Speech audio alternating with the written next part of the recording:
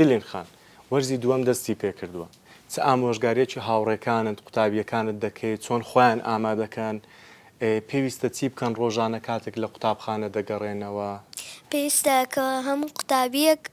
وانەکانی بخوێنن. باشە ئەی بۆ نمونە بەتایبەت ئێستا ئەو دوو مانگە کە نزیکن لە تاقیکردنەوەکانی تێپەڕاند وەرزی دووەمیان دەست پێ کردووە پێت وایە بە هەمان شێوازی وەرزی یەکەم پێویستەوانە بخوێن ئەگەر نمرەکانیان کەم بووە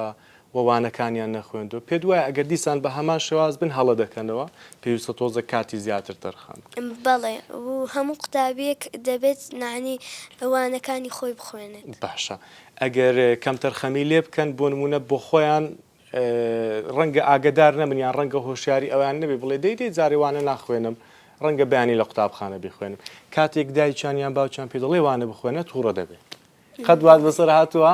ئەی دیمە و دیە ئەوان بەسەریان ناتوێت لە ماڵەوە یان یەکسەر وانە دەخوێنن زۆر باشە بەس ڕەنگە هەندێک منداڵی تر ئەو کێشەیان هەبێ وانە زۆر باشە ئەمڕۆ مامۆستا هەرێممان لەگەڵا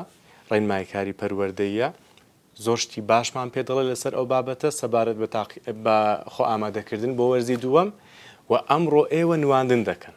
ئەو بابەتانی مامۆستا هەرێم باسی دەکە ئێوە نواندنی بۆ دەکەن و نیشانی بینەرەکانی دەدەن و کۆمەڵی خەڵکی تر و منداڵی تر لێمانەوە فێر دەبن باشە؟ باش ئامادەن؟